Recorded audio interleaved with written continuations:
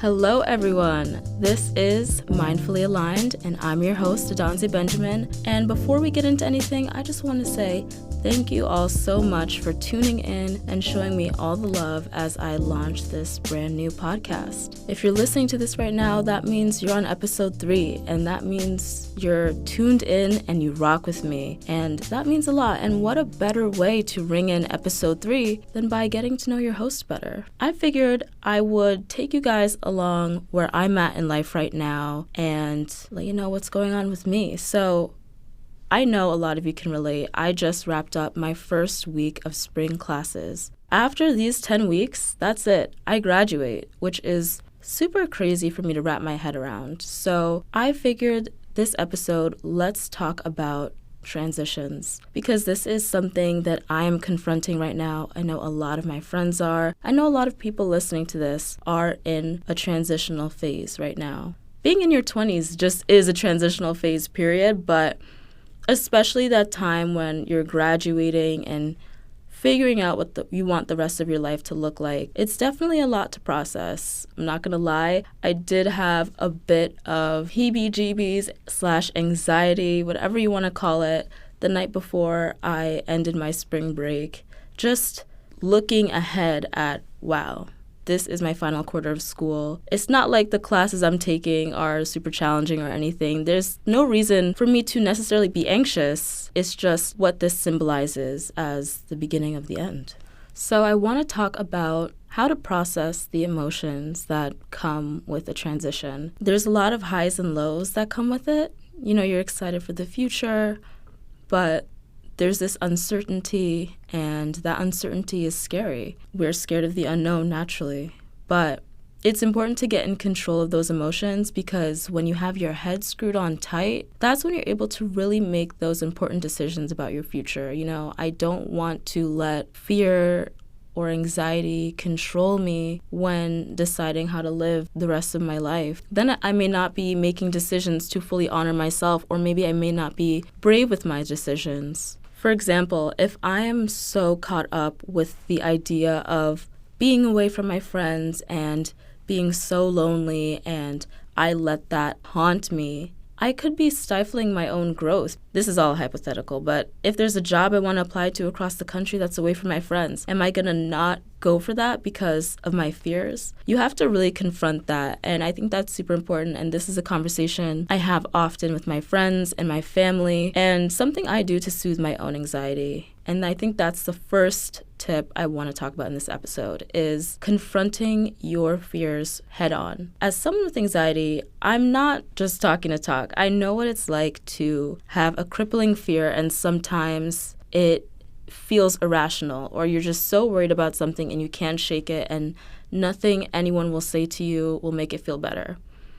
And of course, as big life changes are on the horizon, where are you going to live? Where are you going to go for work? Do you want to go back to school later? It's just so much, and it's so overwhelming. And you can have this fear that every decision you can make could be the wrong one, and you can let that plague you. I understand it. So one thing I do to combat that is I think about the worst case scenario. What is my brain avoiding thinking about? Just think for a second what that could be for you. Is it not finding a job and having to move back home? Is it not passing your exams to go on to your next phase of school? Is it going to the MBA program and realizing you hate it? Play with that idea in your mind. And then what I like to do is fully explore that, fully see myself through in the worst possible scenario, and think about what you would do from there. Then I realized that the worst case scenario really isn't that bad. Is it ideal? No, and I'm gonna work to avoid it. But I realized that even if I fail, the consequences of failure are not as bad as I thought they were. And it disarms that fear. And it's no longer something that I can haunt myself with. And instead, it allows me to clear my head and think rationally about the decision I'm willing to make. I find that to be a great way to stop that anxious spiral of thinking. And then after I do that and I return to my rational mind, I then think, okay, what can I do for myself to make this transition easier? I know that when we are really stressed about something, we can have the fight, flight, or freeze thing in our mind, and sometimes we want to run from the problem, or we freeze up and just don't handle it at all. It pushes the problem away, but it's only temporary. When the problem does come back, or when you are faced with that issue again, that thing you're worried about, it might even be worse because you've pushed it off. And so it's like when you're procrastinating some task and you just have been pushing it off for so long. And then when you finally do it, you realize, oh my God, that wasn't so bad. It would have been so easier if I just did this a week ago when I wanted to. It's the same thing, especially when it comes to a lot of post-grad decision making. You kind of have to face the music, because when you get ahead of yourself and when you get ahead and on top of that thing, it helps you to take control of it. And when we lose control, that's when the anxiety and the spiral thinking comes back. Jump ahead of it. Think of it as, I don't want to back myself into a wall and not do anything until it's too late, and then I'm forced to make a decision I didn't even want to have to make.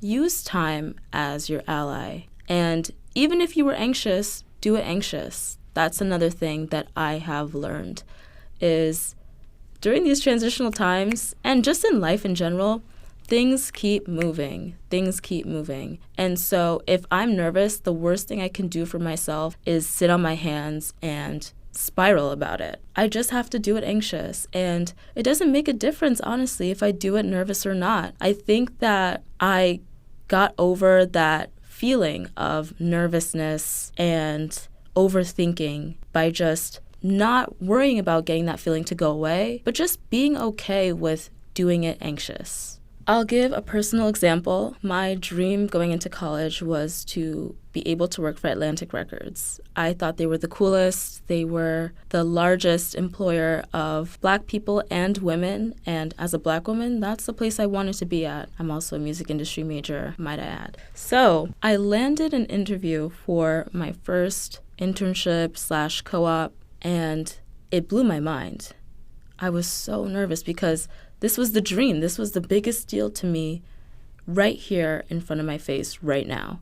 And you just think, okay, how do I not mess this up? How do I go from here? But the interview date is coming. It's coming. It's coming. And it's going to be here whether you're ready for it or not. So you have no choice but to get ready for it. And that's the same thing I think about with any big life thing. If you're nervous to give a speech, if you're nervous to graduate, if you're nervous to take that final, that day is coming. If you sit on your hands in fear, it'll make it harder for no one but you. But if you are like, okay, that day is coming, let me get ready. I'm nervous. It's okay to accept that, but let me get ready even though I'm nervous. And that's exactly what I did. I got ready for the interview, and the whole time I just couldn't believe I was even there. But I prepared nervous. I looked over my notes nervously. I was sitting there on the Zoom call, nervous. But I just did it. And when you get used to that feeling of being nervous, you don't even show it anymore. Instead of tripping myself up about getting rid of that feeling, I just embraced it. Yeah, you know what? I'm nervous because I care about it. I'm nervous for post-grad life because I care about how it goes. I'm nervous to give that speech because I care about how it goes. And because I care about how it goes, I'm going to still prepare for it, and I'm going to do my best, and I'm going to put my best foot forward. And when you put your best foot forward, you will get the results that you need to get. Period.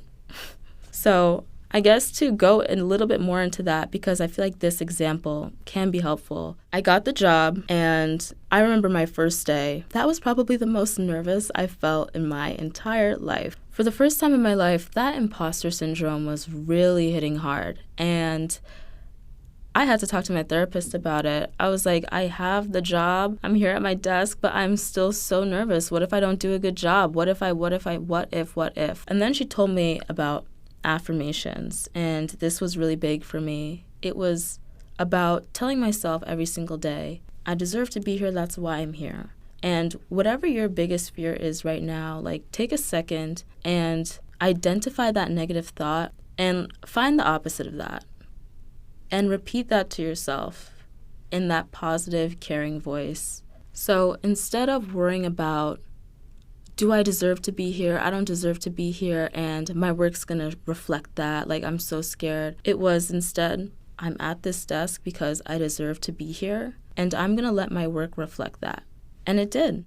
Changing the narrative actually has so much to do with your programming and how you show up for yourself and how you show up for the world. So if you're nervous about finding a job or landing that interview, nailing that interview, interrupt those negative thoughts and fuel your brain with the opposite of that. I landed this interview because they saw something on my resume that was different, or they saw something on my resume they liked, and I know I'm an asset to any team. If you have that solid in your mind, when the rejection comes, because on any journey, rejection is inevitable, when the rejection comes, it's not going to shake you up and throw you off course. Instead, the narrative would be, they didn't recognize my value, but that's fine because what I'm meant to have is on the horizon. And I'm just on a journey to find what I'm meant to have. And I feel like that's such a great way to reframe things, because it also trains your mind to remember that everything does work out. And when we're nervous for something, or when our emotions are highly invested, it can feel like doomsday all the time. It can feel like things are spiraling out of control, and that's not how it goes. Think back to any time you've struggled through something. Even though it might have been a literal hell for you, you did make it through. Why would this be any different? Any hard time, any transitional time, any time when your ground is shaky, it does come to an end. And that leads me to my next point. Things do get better. They do. I think that it's so easy to feel like this moment is forever, and it's not forever. It's important to bottle up that feeling when you feel out of control, and remember that this is just temporary. Yeah, I might be worried about my future right now, but I know that this time next year, everything will be clear. I know that, I'm nervous to take my final, but in 2 weeks, I know I'll be good. And it's about really bottling up that feeling and reminding yourself this is temporary, because when we forget that, it feels like we're drowning, and that this pain, this stress, this state that we're in is endless, and it's not. Everything is temporary. College is temporary. The job search is temporary. Adjusting and making new friends, that's temporary too. So that awkward growing pains feeling, it's temporary. You settle down and things will be okay. And I remind myself, and that centers me. I'm able to take a chill pill. And honestly, last fall, when I started my senior year, I wouldn't say it was an existential crisis, but I was definitely in my head and in my feelings about starting senior year, ending college, and what that means for me emotionally. And, I take a lot of things seriously. I get in my head about how I'm spending my time. Is this worth it? Am I making myself proud? And this, that, and the third. And I was psyching myself out from being present. And I had to sit down and have a conversation with my mom, and she reminded me of what I just told you all. It's about realizing that this is temporary. She said, Danza, this feeling you have, it's going to be okay. This time next year, all those questions you have, all those things you're worried about, it's going to be completely resolved. Like, it's going to be okay. And maybe for you, maybe that period is longer, maybe it's shorter. But knowing that it's not going to be like this forever, it brought me back down to earth. She gave me a reality check, and that's something I think we all need to have at a certain point. It's just a chance to remember, you know what? I'm actually good. I have a roof over my head. I have a family that loves me, and I have friends, and I'm getting a degree. The sky isn't falling. I'm just moving on to a new chapter in life. It's uncomfortable, but growth is uncomfortable, and that's okay. And finally, I want to say, stay present. That is something I always have to remind myself to do, because I'm always thinking ahead and a million steps into the future. But I had to remind myself that at a certain point in time, I'm going to be looking back on what I'm doing today or next week as memories. I'm going to be looking back at this time, my last year of college, so fondly and with so much nostalgia. So how do I want this to end? What do I want to do? How do I want to make time for friends? How do I want to make time for me? Sometimes it's good to slow down and really consider those things, because we are only here for a time. It is temporary.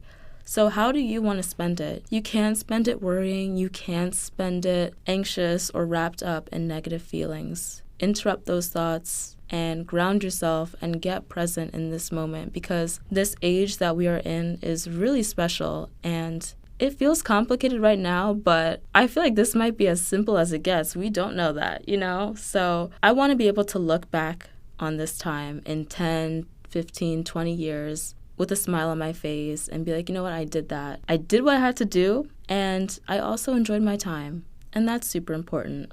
So to close, I'm going to share a little bit more about what my senior spring is looking like. So I mentioned I work in the music industry. I am a digital marketing assistant, and it is an absolute dream to be doing this. This is really what I want to do, and I'm just going to take it and run with it. I have the best bosses. I'm so fortunate to be working under them and learning from them. They really look out for me and invest in me. I have the best mentor. Shout out to you guys if you're hearing this.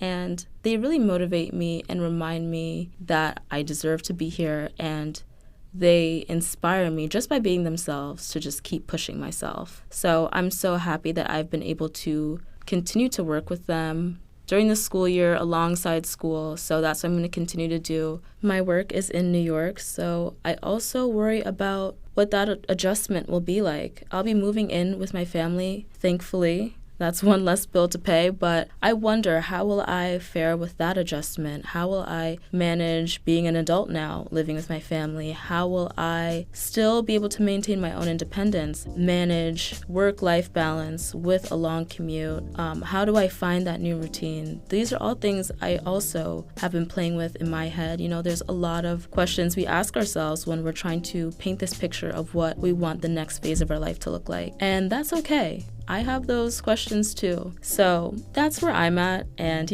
I try to stay present. I try to not let my thoughts spiral. I try to remain grateful for all the things I do have figured out.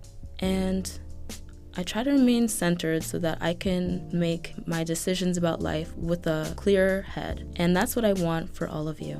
I have a lot of cool, fun stuff coming up with my friends. It's spring, so the vibes are up. Yeah, just trying to balance business, school, pleasure, all of it as this senior year comes to a close. I'm definitely going to be talking more about this as the weeks go on, but that's what my senior year is looking like. And I'm excited to continue to work post-grad. I'm excited to grind and build a future for myself. And I'm excited for you guys to do that too. So thank you all so much for joining me on Mindfully Aligned. Thank you for listening to our 3rd episode. Be sure to tune in next Monday for our next episode. And be sure to like, comment, follow, and stay tuned.